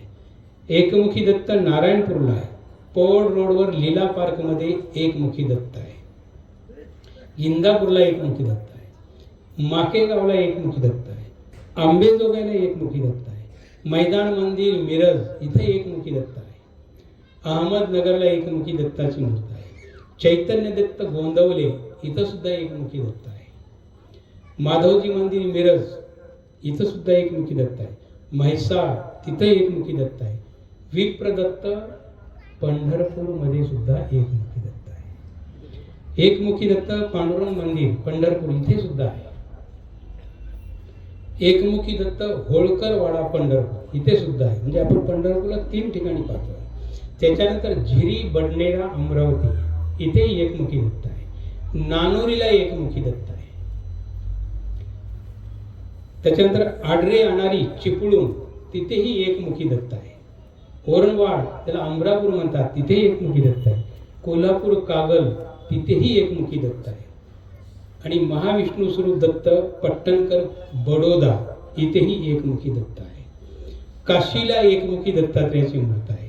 आणि हिमाचल प्रदेशामध्ये रामवाडी सिमला इथंही एकमुखी दत्त आहे. सारंगखेडा इथंही एकमुखी दत्तात्रेयाची मूर्ती आहे. आणि इतकंच नाही, महानुभाव संप्रदाय संपूर्ण मठ आश्रमामध्ये एकमुखी दत्त आहे. आणि एकमुखी दत्ताविषयीची सुद्धा खूप अभ्यासपूर्ण कल्पना, अभ्यासपूर्ण विवेचन डॉक्टर हाना कुंदेन यांनी केलेले या पुस्तकामध्ये. खास याचं शीर्षकच आहे एकमुखी श्री दत्त. तर अशा तऱ्हेने महानुभाव संप्रदायाने स्वीकारलेली अवतार परंपरेतले श्री दत्तात्रेय महाराज हे या ज्ञानमार्गाचे अधिकारण आहे, निमित्त आहे. ते मादाईसाच्या प्रश्नावर उत्तर देताना स्वामी सांगतात, आमच्यापासून चक्रपाणी महाराज स्वीकारलं, चक्रपाणी महाराज गोविंद प्रभूंनी स्वीकारलं, गोविंद प्रभू महाराजापासून आम्ही स्वीकारलं. ही ज्ञान परंपरा आहे. किंवा राजमठामध्ये आचार्य विचारतात तेव्हाही त्यांनी 12 वाक्य आम्ही चक्रपाणी महाराजांना निरोपलं. तेतुकेची श्रीप्रभूशी त्यांनी निरोपलं आणि तेतुकेच येत म्हणजे आमच्यापाशी आम्हाला निरोपलं. आम्ही मात्र ते अर्थपाठार्थ असेल तुम्हाला निरोपलं आणि तुमच्यापासून सकळ आचार्य अधिकाऱ्यांना ते पुढे प्रसूत राहावं म्हणून हे ज्ञान या अर्थानं दत्तात्रेय महाराज हे अधिकारण टाकतात. समस्त हिंदू धर्माला अधिकारण टाकतात. हे विशेष, हे त्या अवताराचं विशेषत्व म्हणून ते जगद्गुरु आहे. त्याच्यासाठी ते जगत. दत्तात्रेय महाराजांनी उपनिषदाला अभय दिलेला आहे म्हणून ते उपनिषद लोकश्रद्धेला पात्र ठरले. शंकराचार्यांनी वर मागितलं, त्यांना तो वर दिलेला आहे. जे असं नाही की दत्तात्रेय महाराजांनी ज्यांनी अपेक्षा व्यक्त केली त्याला परत पाठवले, तो त्यांच्या श्रद्धेला पात्र झाला, तो त्यांच्या प्रसन्नतारूप मनोधर्माला पात्र झाला, तर तिथे त्यांनी ते अनार्जित दान नक्कीच दिलेले. अशा या श्री दत्तात्रेय प्रभू महाराजांविषयीच्या तात्विक विचारधारा ज्या कल्पना आहेत महानुभाव संप्रदायाने, त्याच्यामध्ये स्वतः स्वामींनी जे सूत्र निरूपले, आरळकाला ज्यांनी नुसतं फक्त शंभली एवढंच म्हणलं, तो तिन्ही तापांना दग्ध झाला आहे. आणि त्याच्यावर काय ताप आलेले, अधिदैविक, अधिभौतिक, आध्यात्मिक, परक्याने येऊन सैन्यावरती प्रहार केला, सैन्य पराभूत केलं, सैन्य गेलं, दैवसंबंधित ताप, भूतसंबंधित ताप आणि पुन्हा अरण्यात यावला हा आध्यात्मिक ताप. तिन्ही तापाने जळणारा आपण एक गोष्ट घरात व्यवस्थित मनासारखी नाही झालं तर किती संतप्त होतो. सकाळपासून संध्याकाळपर्यंत आपल्याला थंड होता होता होता होता जर ती गोष्ट प्राप्त झाली आणि यजमानानं आणून दिली, कुठंतरी आपली पट्टी लेवलला संध्याकाळी हे तिन्ही तापाने गेली. शोधत फिरलं बिचारे संपूर्ण सृष्टीमध्ये आणि योग कर्मवशे दत्तात्रेय महाराज सह्याद्री पर्वतावर भेटतात. वेश मातंगाचा आहे. इतरांना कुठेच ते, कारण दत्तात्रेय महाराजांचं दर्शन झाल्यानंतर त्याला फलप्राप्ती आहे म्हणून ते प्रत्येकाला दर्शन घडूच देत नाही. ज्यांचा अधिकार आहे त्यांनाच घडणार. तेवढ्यासाठी मग कोणीतरी मातांग चाललाय असं म्हणून बाकीचे नजारा राहतात. हे जेव्हा जातात तेव्हा त्या मातांग वेशामध्ये आणि तिकडून आरळक येतो आहे तर मग फक्त एवढंच म्हणलं, शम बली शम बली, शम शांत हो, बली हे राजा, हे राजा तू शांत हो, तू कशासाठी जळतोयस मला माहीत आहे, पण इथून पुढे नाही. आणि बघितलं एकदम गारवा लागला. जे अंतःकरण कित्येक वर्षांपासून जळत होतं, असा कोणता हात पाठवून फिरला माझ्या, आणि मला आज एकदम एवढं गार वाटलं. म्हणून आश्चर्यचकितून पाठीमागे बघितलं तर ही मातांगी विषयाची मूर्ती पाहून खात्री झाली की यांच्याच दर्शन असोत ते मातांग, काही हरकत नाही. मांसाची कावड आहे, आता ती करवती खाती आहे, तो वेश तसा आहे, तर तिथं ते गेले आणि त्यांच्या श्रीचरणाला तो ताप त्यांनी हरण केला. ती वाणी अमृत वर्षी, त्या वारीत त्या वाणीमध्ये परावाचेचं प्रधानत्व होतं आणि म्हणून ती वाणी सुखकारक आहे, निवविती आहे आणि जीवविती आहे. हे इतक्या गोष्टी त्या वाणीमध्ये सामर्थ्यशील आहे. आणि म्हणून आता आपण एखाद्या वेळेस कुठं जातो कोणाला भेटायला, आजारी माणूस असतो बिचारा, खूप व्यथित होतो, आपल्यालाही समाधान करावं लागतं. म्हणजे नाही व्हाल तुम्ही बरे व्हाल बरे व्हाल, त्याला विश्वास वाटत नाही. 6 महिन्यापासून मी तरपड आलो आणि तुम्ही आता नुसतं बरे व्हाल म्हणा, खरंच बरं होणार आहे. ते विश्वास ठेवत नाही आपल्यावर. आलाच अनुभव म्हणजे बाबाचा पाय बनता सांगून गेले ना, आला हा योगा आहे. इथं तसं नाही घडलं. फक्त शंभरी 3च वेळेला उच्चार केला, तिन्ही ताप संपला. ईश्वर आहे, करतो मान्यता करतो, समर्थ सहा परमेश्वर आहे.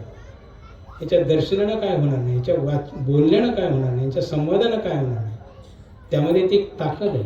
आणि अशा तऱ्हेच्या या श्री दत्तात्रय प्रभू महाराजांच्या वरती आमचे आचार्य महापंडित श्री रवळव्यास यांनी सह्याद्री वर्णन नावाचा ग्रंथ केलेला आहे. काल मी त्याची पार्श्वभूमी थोडक्यात आपल्याला सांगितली.